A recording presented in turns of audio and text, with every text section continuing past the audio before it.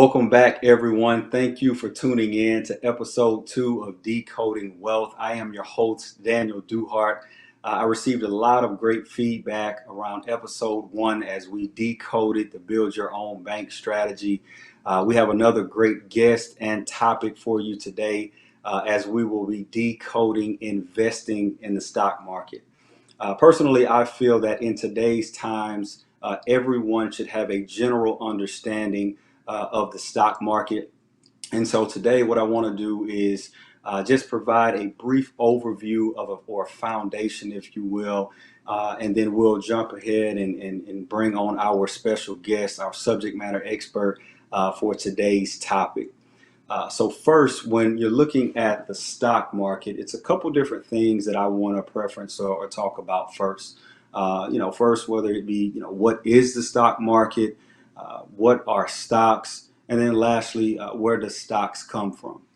So when we're looking at what is the stock market is a public market that exists for issuing, buying, and selling stocks that are traded on a stock exchange. And then when we look at stocks, which are also called equities, are securities that give shareholders ownership interest in a company. So when you're purchasing stock, you do have ownership interest in the company that you are investing in. And then lastly, where does stocks come from? So public companies, they issue stocks to help fund their business. And then investors who think that that particular company is going to prosper in the future can simply buy stock or invest in that particular company. And then in return, that shareholder or investor would receive any dividends plus any appreciation in the price of those particular shares. Now, as you would with anything else, you will want to make sure that you're doing the proper research when you're looking to invest in the stock market. Right, so you want to make sure that you are trying to find good value when you're searching for stock or companies, especially when you're looking at a long-term strategy. So you want to make sure that you are looking at the strength and stability of that particular company, and then ultimately the stock's fundamentals. Because as I've referenced, you are becoming a part owner in that particular company, so that you want to make sure that you're doing your due diligence with just doing a proper analysis or homework, if you will, when you're looking to purchase stock. And then lastly, you want to make sure that you understand the risk and the reward that's associated with your involvement in the stock market. The stock market, it allows you to purchase stock or own stakes for some of the largest companies in the world. And so it can be very lucrative for an individual that's investing in the stock market. And although historically speaking, the stock market has performed well, there's a certain level of understanding or maturity that you should have in understanding that there are potential losses that could be involved when investing in the stock market. So again, making sure that you understand both the risk and the reward, again, with your involvement in the stock market. So at this time, now that we have just a general understanding or a brief overview, if you will, of what is the stock market, I think this is a great time to bring on my special guest. So I want to introduce at this time Mr. Louis Baker out of Washington, D.C.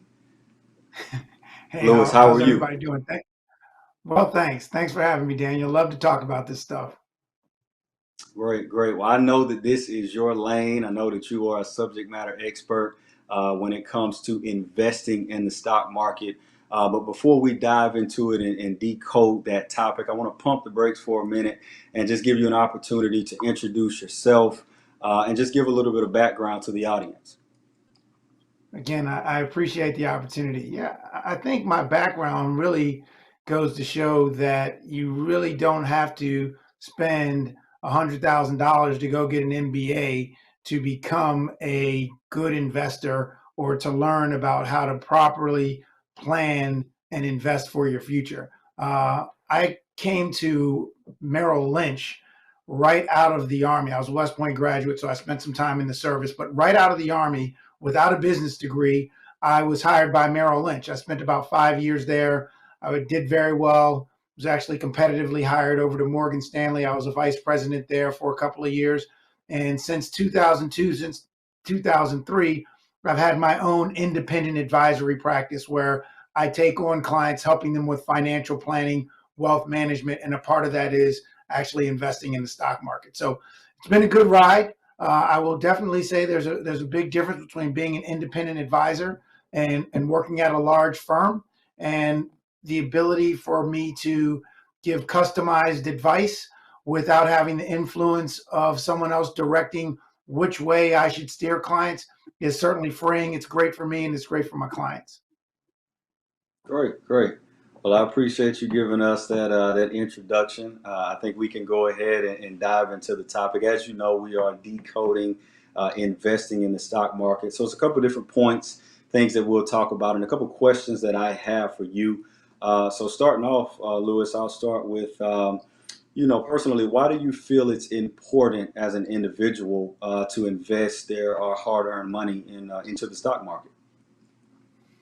I mean, the question is really, can we afford not to invest money in the stock market? I mean, at the end of the day, if you take a look at historical rates of return as measured by something simple like an index, like the S&P 500, which is a benchmark that aggregates the 500 largest companies in America. By those standards, historically, the S&P 500 has returned 10% per year.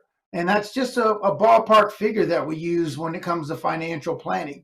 If you contrast that 10% rate of return with what you may be able to achieve in a savings account or with a CD, it's astronomical. Even if I gave you a 2% savings rate right now, if you looked at 2%, investing $1,000 today and $500 a month for the next 20 years, you'd end up with about $150,000, about $148,000. If you took that same 2%, you took that same $1,000 today, added $500 to it a month in the S&P 500 or stock index that was able to achieve that historical rate of return average around 10%, that sum of money would be not 148, but 368. So that's a couple $100,000 extra. So when you really think about, should I invest in stocks? I think you should be asking yourself, can I afford not to?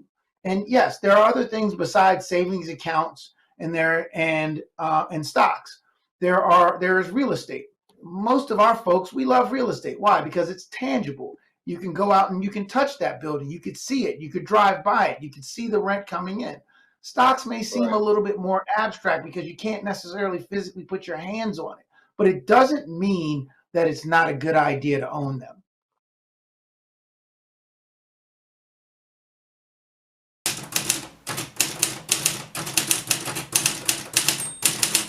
Have you seen more people now trying to do wills and estate planning now that we've gone through it, are still going through the COVID-19 phase of our lives? I've seen a lot more people trying to do that, to have wills, to have healthcare directives, to even to the point of having living trust. For example, a will goes through probate, so it's public knowledge. But trusts are not public knowledge, so families are really starting to take a hard look at, what if I'm incapacitated?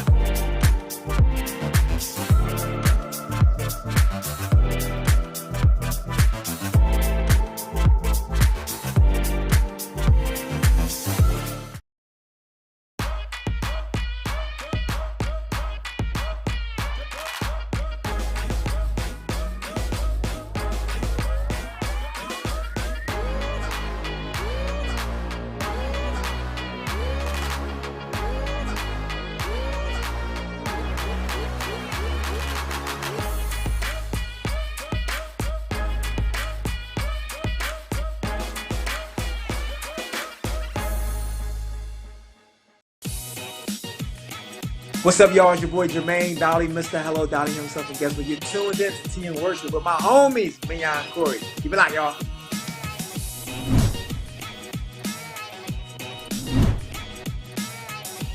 Hey y'all, it's Candy West, and you're watching Tea and Worship with Mignon and Corey.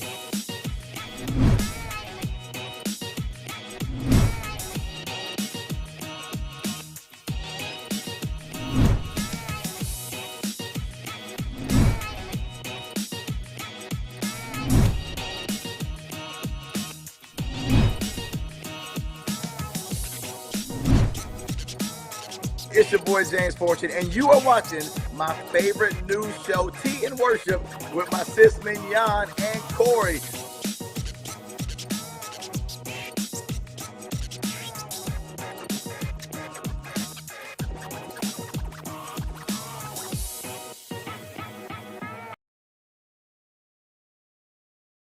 Over the years, with dealing with different clients investing in the stock market, what are some of the drawbacks that you've seen, or why do you feel that people don't invest in the stock market? I mean, that's an easy question.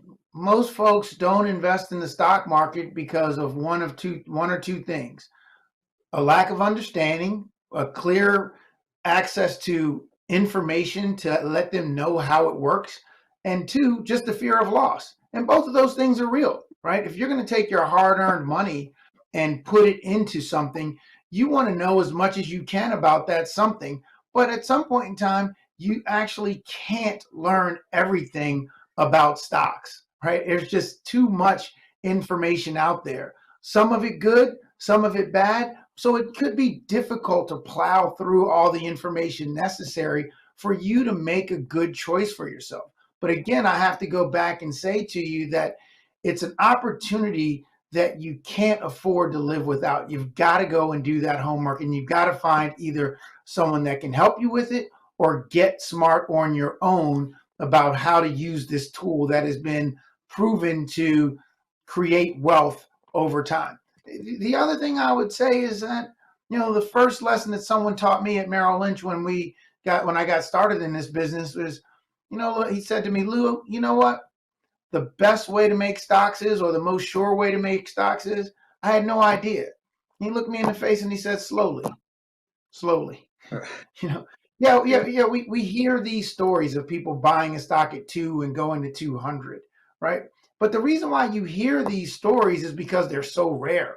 No one's going to talk about their average 8% rate of return over a 20-year period of time, their average 20%, their average 10% rate of return over a 20-year period of time that helps them retire.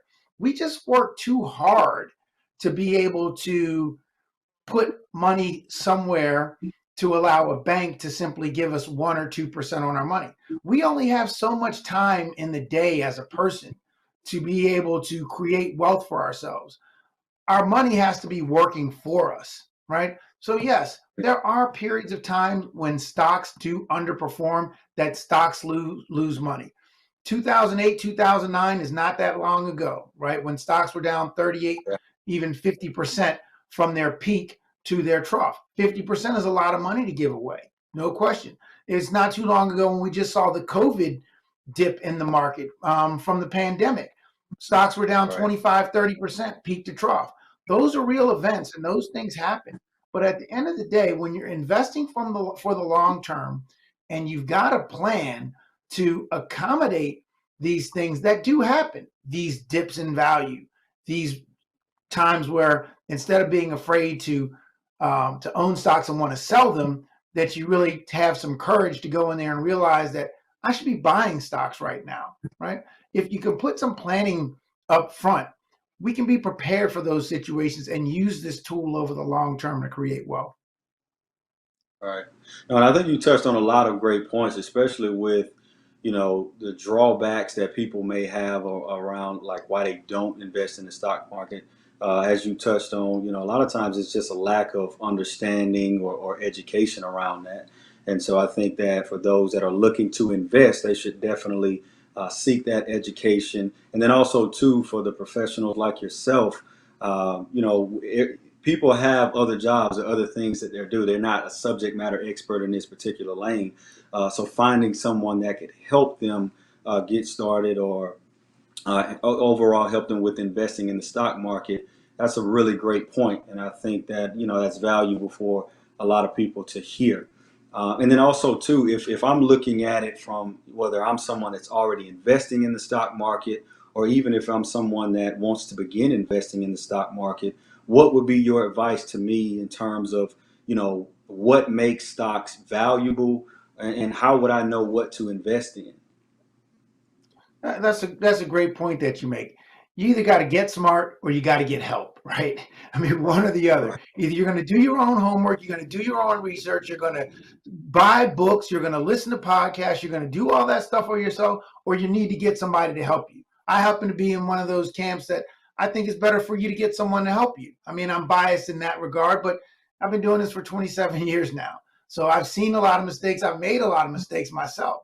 So I know that there are certain ways to go about doing things to mitigate your risk. First one of those things is having a plan. And you say, well, how can I get started? When can I get started? The earlier you start, the better, right? The earlier you start recognizing that putting a little bit of my money in the market, putting it at risk in hopes of making a return over time is a great strategy. I'm not telling anyone that they should take their emergency reserve fund and put it in stocks, even though the odds are in their favor that they will make money over time. Chances are, when you need that money, when you need that emergency cash, is going to be the exact wrong time for you to go in the stock market and get it. If you think about this, research has been done that show if you hold stocks on average, when you look at the 1 year holding periods, that is over 1,000 different holding periods of 1 year. When you look at those holding periods, you're going to make money 3 out of the 4 periods, right? So every 3 out of 4 holding periods for 1 year, you're going to make money. If you look at the 5 year holding periods, you're going to make money 87% of the time. If you hold money in stocks for a 10-year holding period, you've made money 95% of the time. You've made money. Wow. You've come out positive. If you stretch that out one more phase to 20 years, there hasn't been a period in time in stocks where you've held 20 years and haven't had a positive rate of return. So you've got to have that long-term perspective about doing it. But that being said, finding and using some of the tools that are out there, sites like Fidelity Investments, fidelity.com, which is one of our custodians, schwab.com, another one of our custodians. There's a plenty of information from reputable sources without you going to, some unknown blog to find out some hot tip that can tell you how to get started over the long term, and start to average your money in a little bit by little bit. Get your reserve fund established and put your money in little bit by little bit. We call that dollar cost averaging. It's a great strategy to cut down on the risk. Makes sense. And as you mentioned, longevity is key. I think even with the statistics that you provided, that proves that, the longer, and then even too, with starting as soon as possible is key. And that leads into the next question that I have for you. Due to the fact that with our audience, we do have a wide range of people in terms of ages, what age range do you think someone should start investing, whether that's old or young? And simply for those that are looking to begin, how would someone get started with investing in the stock market? Sure. As soon as you can afford, to put some money in the stock market, you should be putting some money in the stock market. And again, I'm not telling you to take your family's cash reserve fund, but if you are a young person and you've got your first job, I don't care whether you're 16 or 18 or 21, you should be taking a piece of that money, whether it's $25 a month, $50 a month, $100 a month, and you should be putting some money in the stock market. Are you asking me if I did that since I was 18 years old? I wish I had been. Okay, so I know it's hard, but there was no one like me telling me to do it either. So I'm telling you right now, there's never a too early time for you to start putting money in stocks.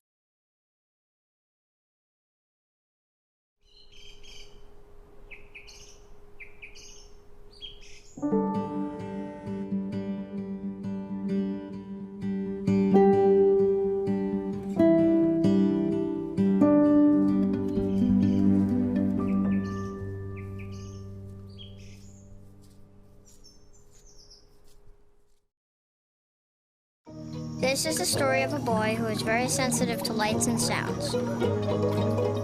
So he built secret hiding places where nothing could get in.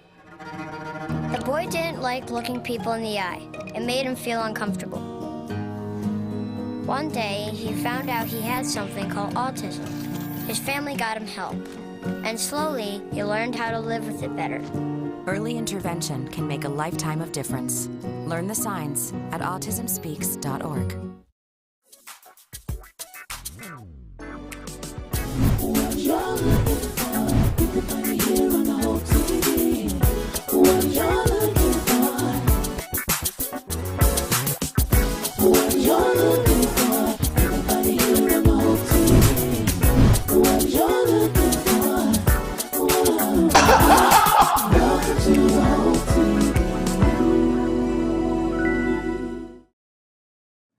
As you are moving through your life cycle and you're putting more and more money in stocks and you are a builder, so to speak, there is going to come a point in time where the risk level that you can stand to take, you may not be able to take one of those 2008, 2009 dips down in the market. While you're young and you're putting money in and building, those dip downs are beautiful opportunities for you to buy shares at a discount. Just like you going into a clothing store and seeing something on sale. When you're buying high credit quality companies, you can do that. And I realize that it's hard to do that homework. Well, what's a high credit quality company? Well, one that's making money and continuing to make money and growing their earnings, how much money they're making year over year is a high credit quality company.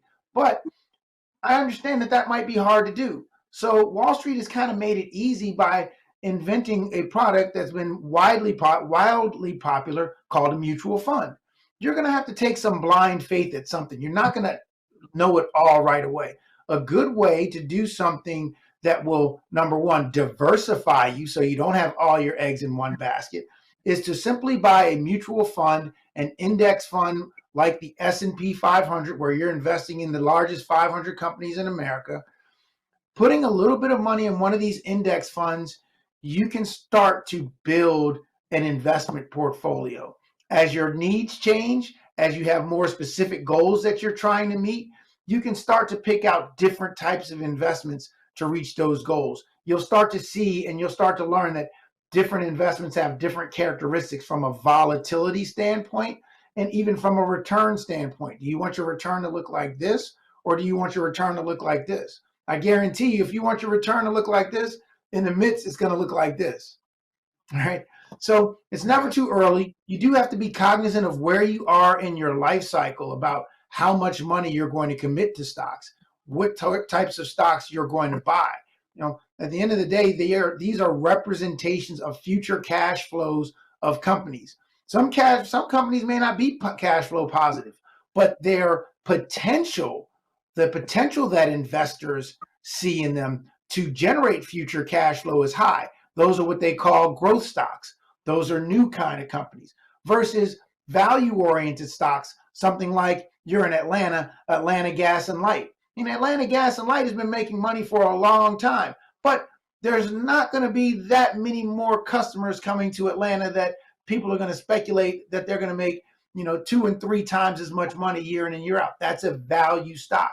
In fact, that for that value for holding it, they'll pay you some cash payments on a quarterly basis, and they call that a dividend. That's another benefit, not just growth of the share price, but dividends that they're paying out of their earnings is another reward you get for holding on to stock. Right. So there are places to get started. Reputable sites, Fidelity.com, Schwab.com are our custodians, and there's plenty of information there for you to find. Gave them a shameless commercial, right? Well, I appreciate you, for sharing that information. A couple different things that we talked about. Appreciate all of the answers to those questions. In closing, for those that, whether you're already investing in the stock market or, again, if you're someone that's just now beginning to invest in the stock market, is there anything any advice that you would want to provide, or just any closing remarks around investing in the stock market for our audience? I do. You got to plan first. I don't care whether your plan is, hey, I looked at my budget and I can take $100 a month to spare and put this together. If that's your plan, that's your plan. There's strategies that go along with that plan, right? You want to go from point A to point B. You feel like I want to be in stocks to do that. Okay, well, let's put that plan together so you can account for the things that don't go your way. So you can account for that volatility, right? You can account for that downdraft that is going to happen. I've seen in my short career, I've seen 2 time periods where the market's been cut in half, 50%, right? So I feel like we can make a plan for that. But before you start putting your hard-earned money away towards a goal, let's have a plan first. So financial planning before you invest is what I would suggest. Got it. So having a plan is key. Got it.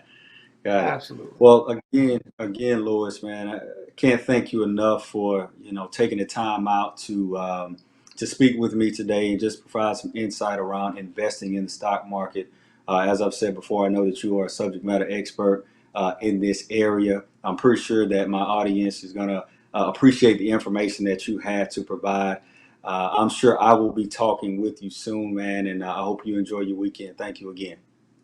Appreciate the opportunity to speak with you all. Got it.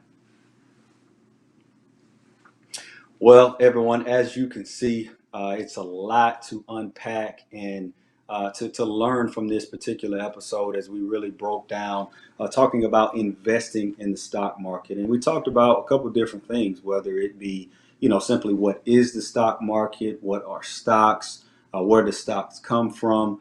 Lewis did a great job of, answering different questions around, what age range, how to get started, how to find the value in when you're picking stock or picking different companies that you want to invest in, the risks and reward of long-term versus opposed to, the losses that could be involved with it, or even simply how to get started. It's so many different things to unpack. So I would encourage you to go back, rewatch this episode, share it with a friend that you think this information would be beneficial for or to. And also, too, I'm sure that you all may have some comments or questions. So feel free to drop them in the comment section below. My social media outlets will be at the bottom of the screen, as well as an email or a QR code, for those that would like to schedule maybe a one-off conversation to have a deeper dialogue. I would love to hear from you and further this discussion. I'll leave you with a quote that I feel relates to this series of topics with decoding wealth. And it's a familiar quote, which is knowledge is power. And as I've said before, now I don't think that that's 100% true.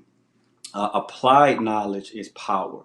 It's all about what you do with the information that you have. So keep that in mind as we decode these various topics and strategies, and as you understand different ways to leverage them for your personal situation. Again, applied knowledge is key.